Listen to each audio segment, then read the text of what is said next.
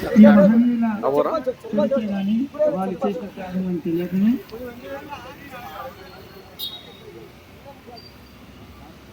So ముందుగా chairman Dorapalli Suresh గారు అలాగే రామకృష్ణ గారు పూలమాలలు వేయాల్సిందిగా ప్రార్థన.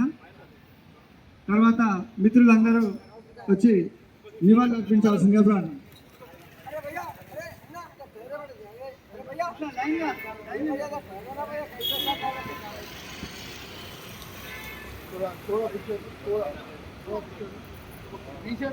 जय भीम, जय भीम, जोहार बाबा साहब अम्बेडकर, जोहार बाबा साहब अम्बेडकर, जोहार बाबू जगजीवन राम, जोहार बाबू जगजीवन राम, जोहार महात्मा ज्योतिराव फुले, जोहार महात्मा ज्योतिराव फुले, जोहार मान्यवर कांशीराम, जोहार मान्यवर कांशीराम.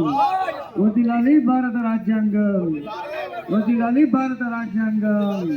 కొనసాగిద్దాం మహనీయుల ఆశయాలను, కొనసాగిద్దాం మహనీయుల ఆశయాలను. ఇప్పుడు చైర్మన్ దూరపల్లి సురేష్ గారు, అలాగే రామకృష్ణ గారు, అలాగే ప్రవీణ్ గారు, అలాగే యాదన్న గారు కూడా 2 నిమిషాలు మాట్లాడి మీ ఉపదేశం ఇవ్వాల్సిందిగా ప్రార్థన.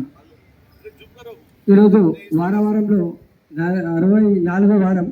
ఈ వారానికి ముఖ్య అతిథిగా వచ్చిన మన రామకృష్ణ గారు, అదేవిధంగా ఎంఆర్పిఎస్ నుంచి నాయకులైన మన మూసాపేట నుంచి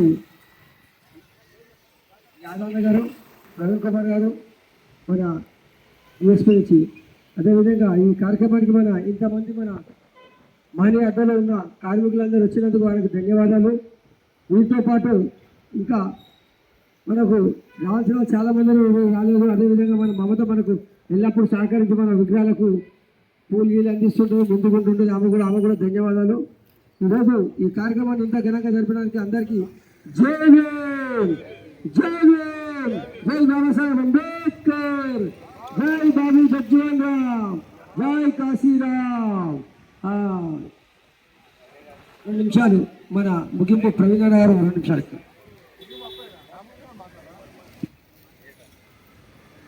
ముందుగా అందరికీ జై భీమ్. మన స్టాచ్యూ కమిటీ సభ్యులందరికీ, అలాగే మన సురేషన్న గారికి ఇవాళ పుట్టినరోజు జరుగుతున్నందుకు ఆయనకు కూడా హ్యాపీ బర్త్డే. ఇక్కడికి వచ్చిన మన కార్మిక సోదరులందరికీ జై భీమ్లు, వాళ్ళందరికీ ధన్యవాదాలు. మనం ఈ మానీయులను ఎప్పుడూ మర్చిపోవద్దు. ఇప్పుడు మనము అన్నం తింటున్నాం అంటే ఈ మానీయుల కారణంగానే ఆయన బాబాసాహెబ్ రాసిన రాజ్యాంగం వల్లనే, లేకపోతే మనకి బతికే అవకాశం ఇవ్వకపోతుంది ఈ దేశంలో. అందుకే అందరికీ మనం ముందు మరవద్దు మానీయులను అందరినీ, వాళ్ళని ఎప్పుడూ మనము స్మరిస్తూనే ఉండాలి. జై భీమ్, జై భారత్. ఇంతటితో ఈ కార్యక్రమం సమాప్తం. థ్యాంక్ యూ అందరికీ.